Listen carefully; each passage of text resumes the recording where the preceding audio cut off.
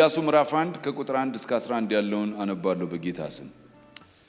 እንዲህም ሆነ የእግዚአብሔር ባሪያ ሙሴ ከሞተ በኋላ እግዚአብሔር የሙሴን አገልጋይ የነዌን ልጅ ኢያሱን እንዲህ ብሎ ተናገረው። ባሪያዬ ሙሴ ሞቷል። አሁንም አንተና ይህ ሕዝብ ሁሉ ተነስታችሁ ለእስራኤል ልጆች ወደምሰጣቸው ምድር ይህን ዮርዳኖስን ተሻገሩ።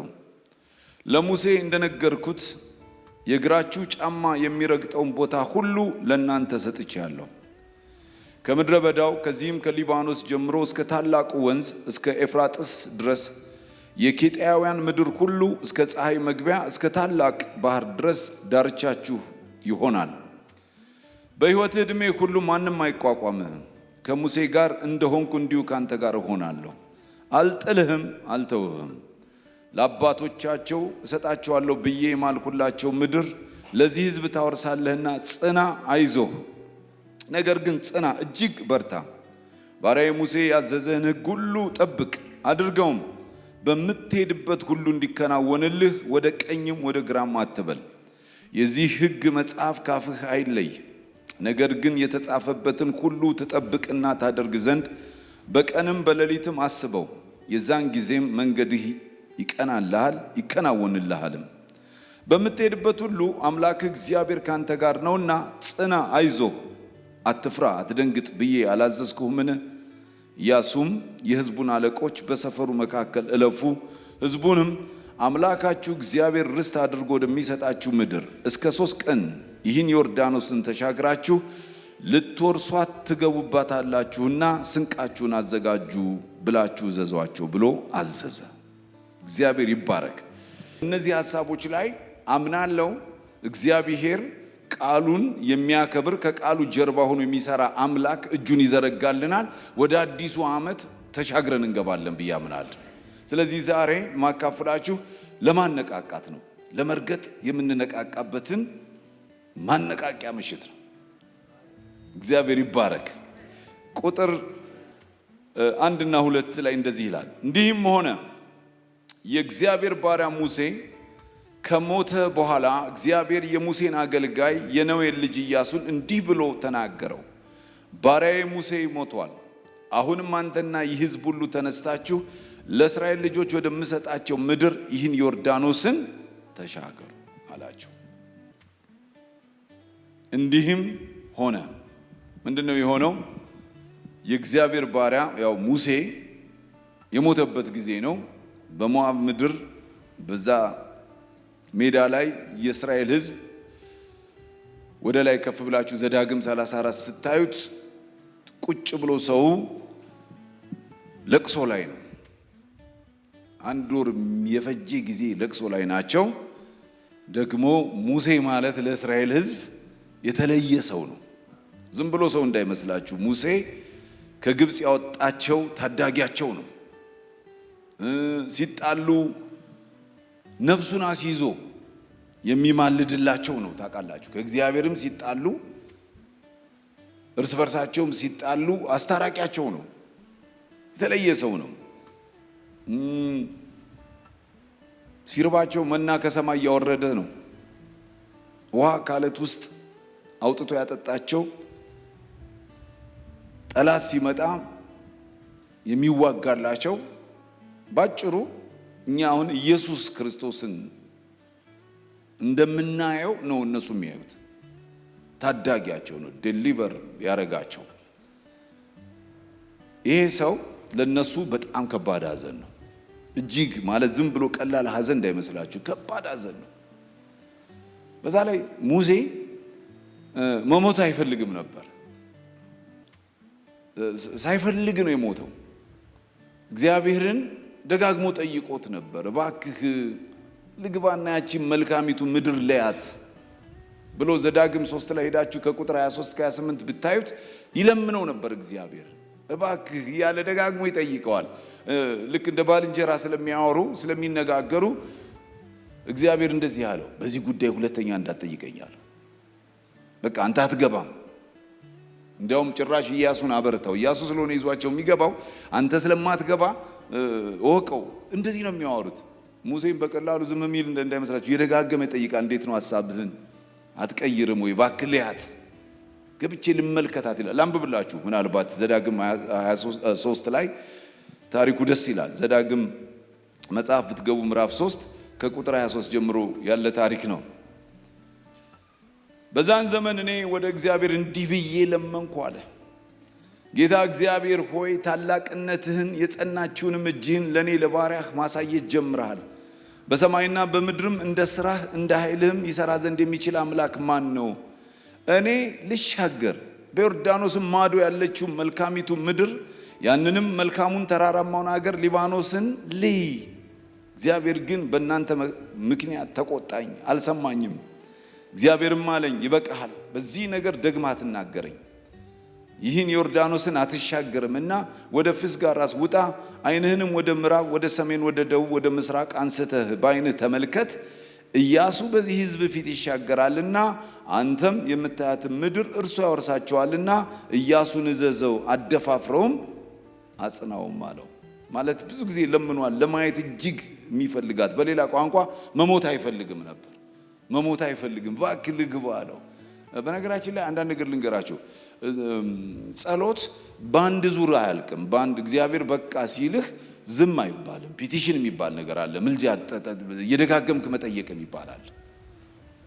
ይሄም እንደዛ ጠየቀው። እግዚአብሔር ልዑል ነው። እግዚአብሔር ግን ደግሞ የሚለመን ልዑል ነው። ሐሳቡን ይቀይራል። ልዑል ነው። ማንም ይሄን አርገ ይሄን አታርገ ግን ሐሳቡን ሊቀይር ይችላል። ስለዚህ ይሄን ስለሚያውቅ ሄደው ለመነው።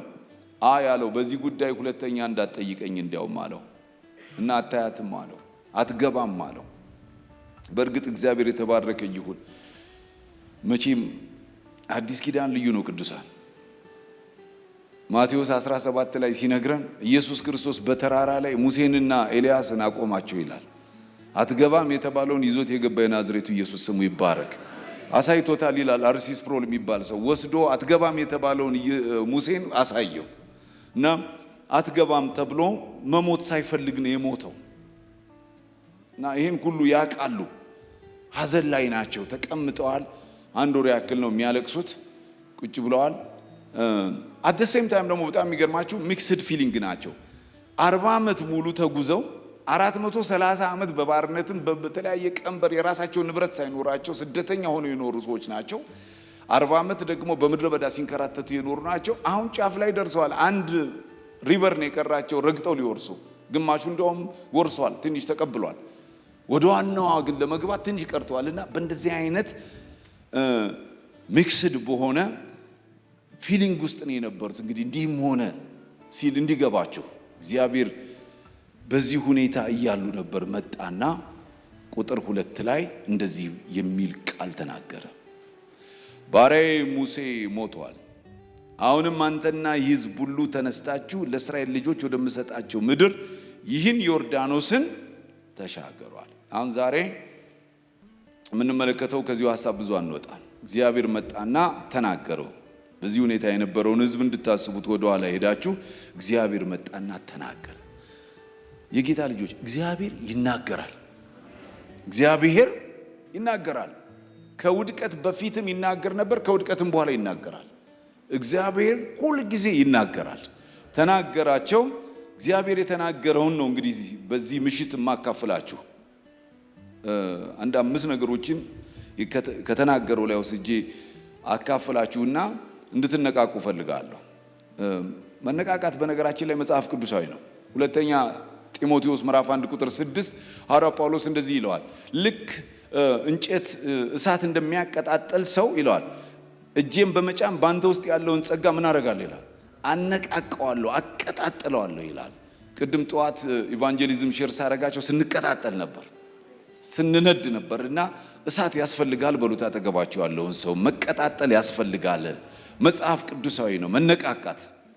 ስለዚህ እግዚአብሔር ከረዳን ዛሬ እንድንነቃቃ ነው። የሚያነቃቃውን ወይም ደግሞ የእግዚአብሔርን ሐሳብ እነግራቸዋለሁ። ከዛ እንድትነቃቁ ፈልጋለሁ። ለመርገጥ ለመሻገር እግዚአብሔር በዚህ ክፍል የተናገራቸው ኢያሱን እንዲህ ብሎ ተናገረው አይደለም የሚለው የተናገራቸው አንደኛው ባሪያዬ ሙሴ ምን ሆኗል? ሞቷል። እርምህን አውጣ ነው።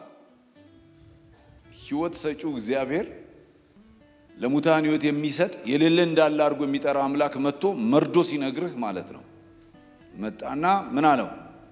ባሪያዬ ሙሴ ሞቷል። በቃ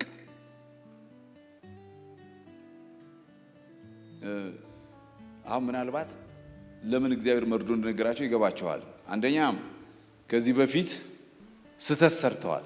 40 ቀን ዘጸአት 32 ካስታወሳችሁ እግዚአብሔር ጋር ሄዶ ህዝቡ ተሰብስበው እኛ ይሄ ሙሴ የት እንደሄደ አናቅም አሉ። የት እንደሄደ አናቅም ብለው አሮንን አነቃቅተውት ሳይሞት ያልሞተው መሪያቸውን የት እንደሄደ አናቅም ብለው ሌላ መሪ አዘጋጅተው ትልቅ ጥፋት ሰርተው ትልቅ ውድቀት መጥቷል።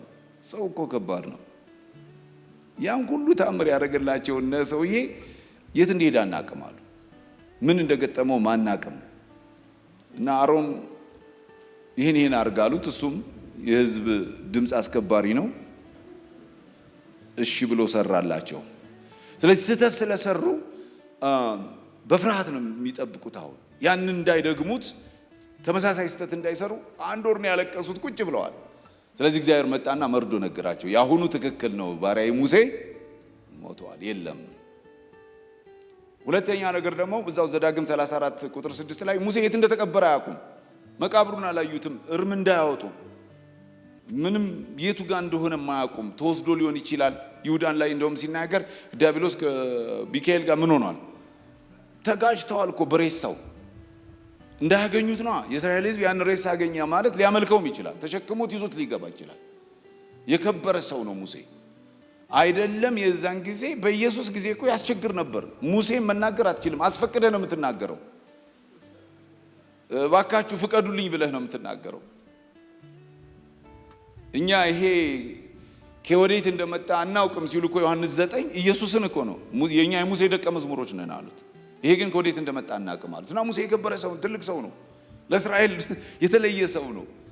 ቢያገኙት ሬሳውን ይዘው ሁሉ ገብተው አስከሬኑን ቀብተው አቆመው ሊያመልኩት ሁሉ ይችላሉ። ይሄ ደሊበር ያደረገን፣ ይሄ ታደገን፣ ይሄ ሰውዬ ብለው ሊያመልኩት ይችላል። እግዚአብሔር በመልአክ ራሱ ቀበረው እንዳይገኝ አድርጎ ሲያድነን ማለት ነው። ስሙ ይባረክ።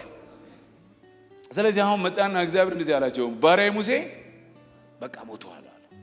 መጀመሪያ የተናገራቸው ይሄ ነው። ፈልገዋለሁ በኋላ ላይ ሞቷል አላቸው። ከዛ ሁለተኛ ምን አላቸው? አሁንም የምትል ቃል አለች። ባሪያዬ ሙሴ ሞቷል ይልና አሁንም። ይሄ እነ ኤካርት ቶሌ ጽፈው ከዚህ ወስደው እኮ ነው የሚሰጡን። ልክ the power of now። አሁን እግዚአብሔር መጥቶ አሁንም ብሎ ሊያወራቸው የሚፈልግ አሁን ራይት ናው ማድረግ ያለባችሁ ነገር አለ፣ መስራት ያለባችሁ ነገር አለ ብሎ ሊነግራቸው ነው የሚፈልገው። በነገራችን ላይ ሰይጣን በጣም የሚጠቀምበትን ነገር ልንገራችሁ። ሰው ማለት አሁን እያንዳንዳችን በትናንት በዛሬና በነገ ውስጥ ነው ያለ ነው። ስንቆም አሁን አንድ ሰው ምንድነው የሚያስበው ብትል ትናንትን ዛሬንና ነገን ነው የሚያስበው። ስለዚህ ሰይጣን ምንድነው የሚያደርገው? መጥቶ በጣም በረቀቀ ዘዴ የሚያደርገን በትናንቱ እንድንጸጸትና እዛው ተቸንክረን እንድንቀር ነው የሚያደርገው። ልብ በሉ፣ ሰይጣን ማለት አሰራሩ እንዲገባችሁ ትዊስት ነው የሚያደርገው። ለምሳሌ ዝም ብሎ ሃፍ ትሩዝ ነው ይዞ የሚመጣው።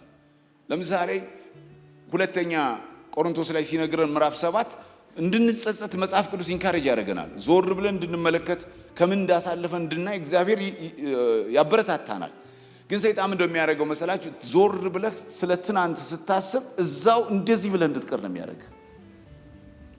ተቀርቅረህ እንድትቀር ነው የሚያደርግ። መጽሐፍ ቅዱስ ግን አይተህ ተጸጽተህ ንስሐ እንድትገባ ነው። ሁለተኛ ቆሮንቶስ ምዕራፍ 7 ከቁጥር 10 እስከ 11 ለጸሎት ጊዜውን ስለምፈልገው ነው።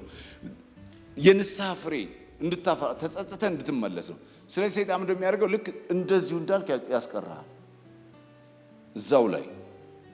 አሁን እነዚህ ሰዎች እንዲህ ብለው ቀርተዋል። በቃ ተጣመው ቀርተዋል። እዛው ናቸው። እና እንደዚህ ዩዝ ያደርጋል ሰይጣን ብዙ ጊዜ። ወይም ደግሞ ስለ ነገ መጽሐፍ ቅዱስ እንድናስብ ይነግረናል። አታስቡ አይልም። ስለ ነገ ግን ምን አታርጉ ነው የሚለው? አትጨነቁ ነው የሚለው። በነገራችን ላይ ቆይቷል አንድ ጥናት ያየሁት የሰው ልጅ ይላል 96% በትናንቱ ጸጸት እና 4% በነገ ጭንቀት ዛሬን ተበልቶ ነው የሚውለው። ጥቂት ሰው ነው ዛሬ ላይ ያለው። አለ ሆይ በሉት እስኪ ነካ አድርጋችሁ ወይ እዚሁ ነህ ወይ በሉት እስኪ ጎበዝ በሉት ነካ አርጋችሁ አለ ሆይ በሉት ስለዚህ ይሄን ብዙ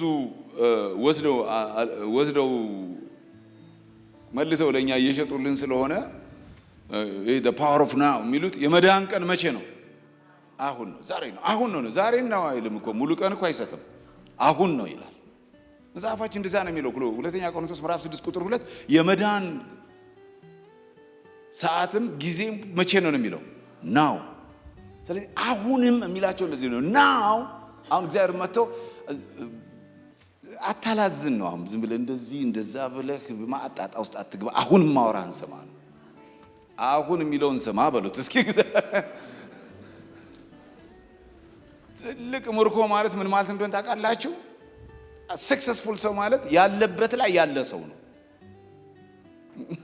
በጣም ብዙ የለም እኮ እኔ ስንቴ የሆነ ነገር ረስተሃል ብሎ በሐሳብ ተመትቼ ወጥቻ ቃለሁ ቁጭ ብለህ እንዳትኖር የሚያረግ ክፉ ሐሳብ አለ ማለት ነው ስለዚህ አሁን ነው የሚላቸው አሁንም ነው የሚላቸው አሁንም ብሎ አሁን ላይ ስለሚነገር ቃል እንዲያስቡ ይፈልጋል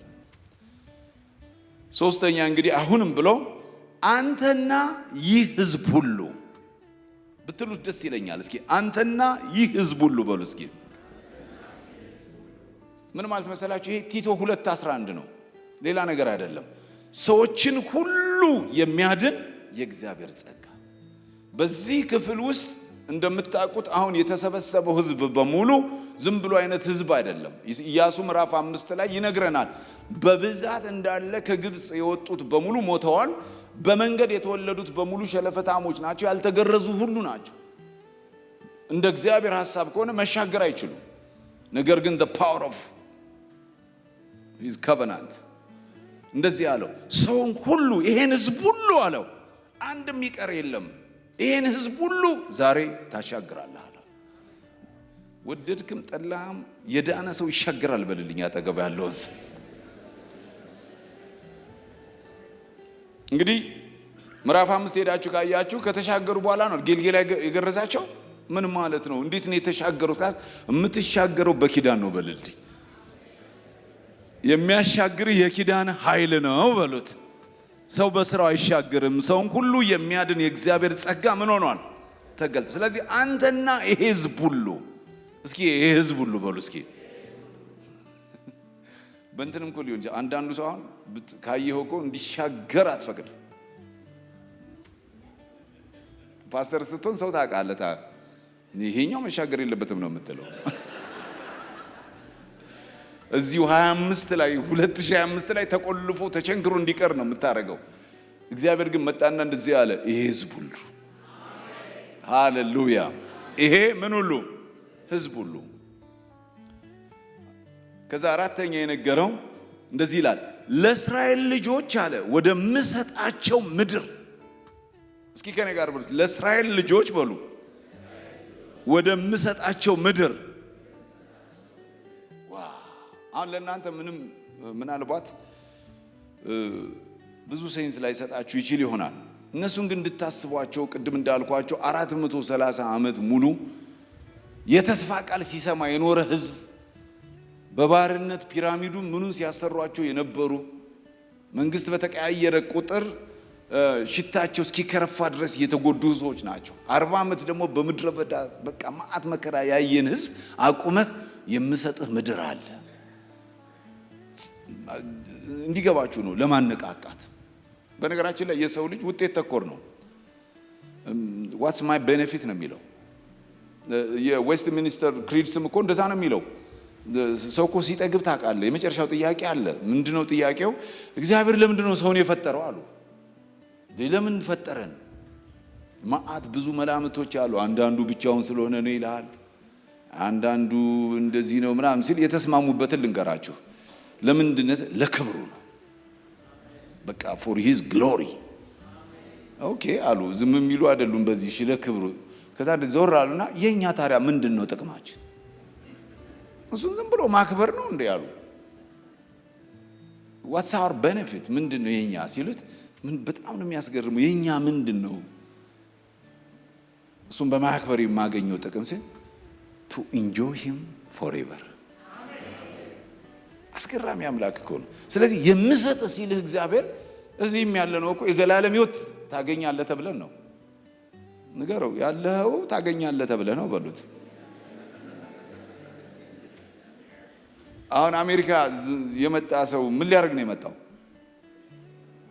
አገር ናፍቆት ዘመድ ጥየቅ ምን ሊያደርግ ነው የመጣ ነው? አቋርጠን የመጣ ነው አለ ብለን ነው የሆነ ነገር ምንም።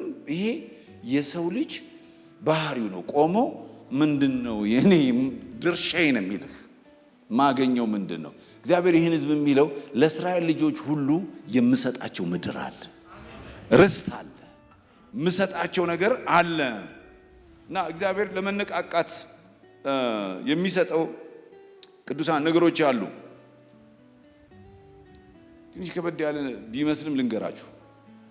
እግዚአብሔር አብርሃምን ሲጠራው ከሀገር ከዘመድ ከአባት ቤት ውጣ ሲለው ምን አረጋለሁ ነው ያለው? ዝም ነው እንዴ ያለው? እባርክሃለሁ፣ ጭራሽ ለበረከት አደርግሃለሁ ብሎ ወሰደና ዘፍጥረት 15 ላይ እሁድ ምሽት ላይ እናየዋለን። አሳየውና ይሄ አንተ ነው ብሎ ሰጠው። እንትኑ ካርታውን ሰጠው። ዲጂታል ካርታ ያንተ ነው አለው። ከነዓንን ሰጠው። እግዚአብሔር ተስፋ ቃሉን ጠብቆ ሊያወርሳቸው ነው። ከሰጣቸው በኋላ የጌታ ልጆች ስሙ፣ የመጨረሻው ስጦታው ሮሜ 4:13 የሚነግረን ምን እንደሆነ ታውቃላችሁ? እግዚአብሔር አብርሃምን እሰጣለሁ ያለው ከነዓንን ብቻ አይደለም፣ ዓለምን እሰጣለሁ ነው ያለው። ስለዚህ የዓለም ወራሾች ነን።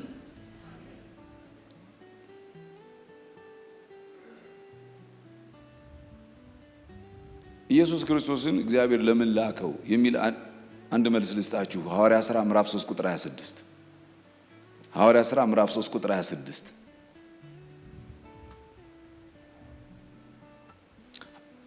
የሐዋርያት ሥራ ምዕራፍ 3 ቁጥር 26 ለእናንተ አስቀድሞ ይላል እግዚአብሔር ብላቴናውን አስነስቶ እያንዳንዳችሁን ከክፋታችሁ እየመለሰ ይባርካችሁ ዘንድ ሰደደው ይላል። አሁን በማስተዋል እንዲህ እንድትተባበሩኝ ይፈልጋሉ። አጠገባችሁ ያለውን ሰው እግዚአብሔር በሉት የመለሰህ ወደ ራሱ የጠራህ ሊባርክህ ነው። በደም ተባባሉ። ሊባርክህ ነው። እግዚአብሔር አባትህ የበረከታ አምላክ ነው። እግዚአብሔር የሚሰጥህ ነገር አለው። እግዚአብሔርን በሉት ለሚወዱት እንደ ሐሳቡም ለተጠሩት ምን አለ? ለበረከት ነው። ወደ እግዚአብሔር የሚደርስ በሉት እግዚአብሔር እንዳለ ለሚፈልጉትም ዋጋ እንዲሰጥ ያምን ዘንድ ያስፈልገዋል። ስለዚህ ዋጋ እጅግ ትልቅ ነው በሉት። ስለዚህ ለእስራኤል ልጆች ወደምሰጠው ምድር አለ። በማስተዋል እንድትሉት ነው የምፈልገው። ለእስራኤል ልጆች ወደምሰጣቸው ምድር እነዚህ በሙሉ ባሪያዬ ሙሴ ሞቷል፣ አሁንም ምልህን ስማ እንደማለት ነው። አንተና ሕዝብ ሁሉ ብሎ ለእስራኤል ልጆች ወደምሰጣቸው ምድር ብሎ አምስተኛ የመጨረሻው ይህን ዮርዳኖስን ተሻገሯል። ይህን ዮርዳኖስን ምን አድርጉት? ተሻገሩት። ይህን ዮርዳኖስን ተሻገሩት። ጆርዳን ሪቨር ይላሉ መጽሐፍ ቅዱስ አዋቂዎች ሲናገሩ ኢንቢትዊን የቆመ ነው ይላሉ። በእኔና እግዚአብሔር ባለው በፕሮሚስ ላንድና በእኔ መካከል የቆመ ሪቨር ነው። በፍሪደምና በዊልደርነስ መካከል የቆመ ነው ይላሉ። በሕይወታችን ሁላችንም ይላሉ ይሄ ሪቨር አለን።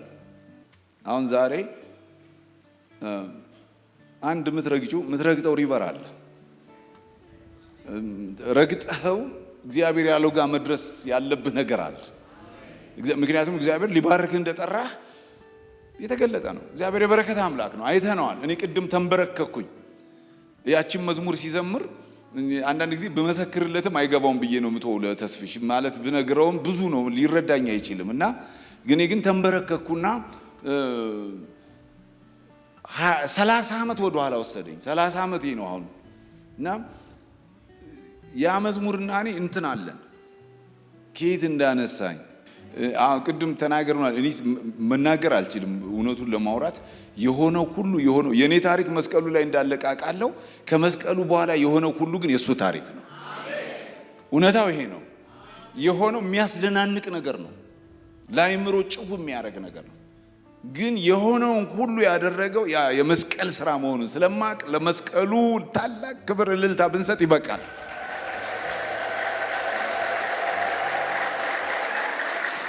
ስሙ ይባረክ። ስለዚህ አሁን የዛሬ ፕላኔ ምንድነው? ይህን ዮርዳኖስን ምን አድርጉት? ተሻገሩ። ይህን ዮርዳኖስን ተሻገሩት። እኔ ዝም ብዬ መዝሙር ጽፋለሁ። መዝሙሮቼ እንትን ነው የሚመስሉት፣ እንደዚሁ ስሰብክ ነው የምጽፋቸው። እና ይሄ ሲገባኝ ቆይቷል። የዛሬ ስንት ዓመት ነው የገባኝ? እና 25 ዓመት አካባቢ ነው የገባኝ። አሁን በላይፌ ፕሩቭን ስለሆኑ ነው እነዚህም በድፍረት እንደዚህ መጸለይ የምፈልገው። አየሁትና ይህን ዮርዳኖስን እርገጠው ይለኛል፣ አይ ወይኑን ዘለላውን ማን ይብላው ይለኛል። እበላለሁኝ እረግጣለሁኝ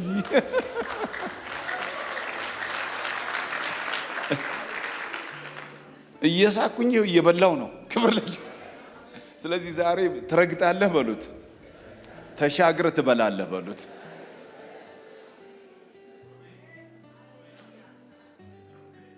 ይህን ዮርዳኖስን በሉ እስኪ በተለየ ሁኔታ እስኪ ይህን ዮርዳኖስን በሉ። የታወቀ ሊቅ ሰው ነው። ምን ሲል ሰማሁት? በጣም ሳውንድ የሆነ ሰው ነው። እያንዳንዱ ኢንዲቪዥዋል አለ ሊረግጠው የሚገባ ሪቨር አለ። ጆርዳን ሪቨር የተባለ አንቺና እግዚአብሔር ያለው ጋር እንዳትገባ የሚከለክት። ስለዚህ ዛሬ መነቃቃት ነው። ነገ ዋስትናችን እግዚአብሔር ይሰጠናል። ማታ ላይ ግን በዘይት ልጸልይላችሁም ስለምፈልግ ነው። አምናለሁ። አይ ስትሮንግሊ ቢሊቭ የእግዚአብሔር ኢንተርቬንሽን ያደፋፍርሻል፣ ትረግጣለህ፣ ትበላለህ። ሃሌሉያ። እስኪ ለበረከት ጠርቶኛል የሚል ሰው እስኪ እጁን ያሳይ። እግዚአብሔር ሲጠራኝ ለበረከት ነው። ስሙ ይባረክ። እስኪ ጠርቶ ያከበራችሁ ሰዎች እስኪ እጆቻችሁን እግዚአብሔር ሃሌሉያ ስሙ ይባረክ። እንግዲህ ይሄን ዮርዳኖስን ሲል በእንደዚህ እንድታዩት ባሪያዬ ሙሴ ምን ሆኗል? ሞቷል። አሁንም ምለውን ሰማይ ነው እናየዋለን። ጸሎት ላይ አንተና የሕዝብ ሁሉ የሚቀር ሰው የለም። ቅዱሳን እግዚአብሔር ደግ አምላክ ነው፣ ቸር አምላክ፣ እንደ ሰው አይደለም። ከመዝሙሮች ሁሉ ደስ የሚል መዝሙር እንደ ሰው አይደለም። እግዚአብሔር የሰው ነገር ሰው ክፉ ነው። ቅዱሳን ያዕቆብ ልጆቹን ሰብስቦ ሊሞት ነው የመጨረሻ ሰዓት ላይ ቁጭ አድርጎ አየውና ሮቤል እንደዚህ አለ፣ አንተ አለው ወደ አባት ቁባት ወደ አባት እንትን አልጋ ተኝተሃል ብሎ አለቅነት ላንተ አይሆንም ብሎ ሰረዘው። ሰብስቦ እንግዲህ የመጨረሻ ሞት ሰዓት ላይ ነው። በኋላ ዘዳግም ላይ እግዚአብሔር መጣና እውነተኛ አባታቸው ሰበሰባቸው። እንደዚህ ያለው ሮቤል ነው መጀመሪያ አምጡት አለ። ሮቤል በሕይወት ይኑር አይሞታል፣ እንደውም በቁጥር ብዙ ይሆናል። ትናንት እንደተነጋገርነው እርግማንም በረከት አድርጎ እየገለበጠ ያሻግረን ዘንድ የጠራን አምላክ ስሙ ይባረክ። ይህ ሕዝብ ሁሉ እና ለእስራኤል ልጆች ወደምሰጣቸው ምድር ለማበረታታት ነው። ምክንያቱም ሁለት ጽንፍ ነው ያለው። እግዚአብሔር የበረከት አምላክ እንዳልሆነ መሰበክ የለበትም። እግዚአብሔር የበረከት አምላክ ነው። እንግዲህ በሕይወታችን ያየነው ይሄን ነው። መመስከር መቻል ያለብን ይሄን ነው።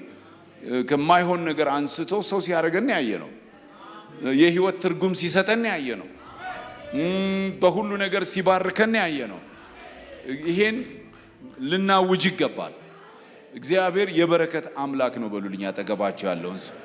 እግዚአብሔር ይሄ እውነት ነው አይደለም እንዴ? ቅዱሳን እስኪ እጆቻችሁን አሳዩ። እግዚአብሔር የበረከት እግዚአብሔር የበረከት አምላክ ነው። ስለዚህ የምሰጠው ነገር አለ የሚል አምላክ ነው። ምድር እሰጣችኋለሁ ልሰጣችሁ ነው ግን አለ ይህን ዮርዳኖስን ተሻገሯል። አሁን ዛሬ የያዙን ነገሮች አሉ። እንግዲህ ቅድም እንዳልኳችሁ የሚጎትቱ የሚያዘገዩ ነገሮች አሉ። አንደኛ ተሰሎንቄ ምዕራፍ 2 ቁጥር 18 አውጡት። ሐዋርያው ጳውሎስ ሲናገር ወደ እናንተ ልንመጣ ወደን ነበርና አለ እኔ ጳውሎስም አንድና ሁለት ጊዜ ከዛ ግን እንደዚህ ይላል ሰይጣን ግን አዘገየን ይላል። አሁን የሚያዘገይባቸውን 3 ርዕሶች ይዣለሁ። በእነሱ ላይ ነው ጸሎት የምናደርገው። ጸሎት ስናደርግ ተስማምተን ነው፣ አንድ ላይ ተስማምተን ነው የምንጸልየው። አሁን ለመሻገር ረግጦ ለመሄድ የሚፈልግ ሰው በሙሉ ይቆማል። ትታዘዙኛላችሁ። ዛሬ እግዚአብሔርን አምናችሁ ስንስማማ አንድ ስንሆን እግዚአብሔር ድንቅ ያደርጋል። በፈለከው በየትኛውም የሚሊተሪ ሳይንስ ትርጉም ሊሰጥህ የማይችል ነው የእግዚአብሔር ቪክትሪ። ለምሳሌ ሙሴ እጁን ወደ ላይ ሲያነሳ እስራኤል ቪክትሪ ያገኝ ነበር። ከየትም ልታስረዳ አትችልም። ሙሴ በትሩ እንደዚህ ሲያደርግ ድል ያገኙ ነበር። ይሄ ማለት መንፈሳዊ ዓለም ራሱን የቻለ ሌላ ሳይንስ አለው። አንድ ላይ ሆነን ዛሬ የምናራግፋቸው ነገሮች አሉ። እንዳትከለከሉ ኢንካሬጅ አደርጋቸዋለሁ። ዓላማዬ አንድና አንድ ነው። ተሻግረህ ረግጠህ እንድታልፍ ነው። እግዚአብሔር ወደ አለ እንድትገባ ነው። የመጀመሪያው የምንጸልይበት የሞተና ያለቀን ነገር እንድንቀበል ፈልጋለሁ። ባሪያዬ ሙሴ ምን ሆኗል? ሞቷል። በቃ የሞተ የተቀበረ ነገር እግዚአብሔር በቃ ያለው ነገር ተቀበል በሉት። በቃ በሉት። በቃ በሉት። አሜሪካን ማገር ስለኖርኩ አውቀዋለሁ። አሁን ድሮ ሰው አንዳንዱ ሰው ወይኔ አምልኮ ሱዳን ቀረ ይላል፣ አምልኮ ይጎ ቀረ ይላል። አሁን እዩትና ያ አልቋል በሉት። አሁን ሌላ ሰፈር ውስጥ ነው በሉት። ንገሩልኝ በደንብ። አሁን ልንጸልይ ነው። ተስማምታችኋል? ቃላችሁን አክብሩ። ብቻ መሆን ክልክል ነው። ለብቻችሁ መሆን ክልክል ነው። ሰው ፈልጉን። አጠገባችሁ ያለውን ሰው ብቻውን ይሆን ዘንድ መልካም አይደለም። ለትዳር ብቻ አይደል። ንገሩት። አሁን አይኑን እያያችሁ እንደዚህ በሉት። በቃ የሞተ ነገር አለ ወይ በሉት። ያለቀ ነገር አለ፣ የተቀበረ ነገር አለ። እርምህን አውጣ በሉት። በቃ እርምህን በቃ በሉት። ኢናፍ አይደል? በቃ አንዳንዱ ሰው ባገኘው ቁጥር የሚነግርህ አይደል?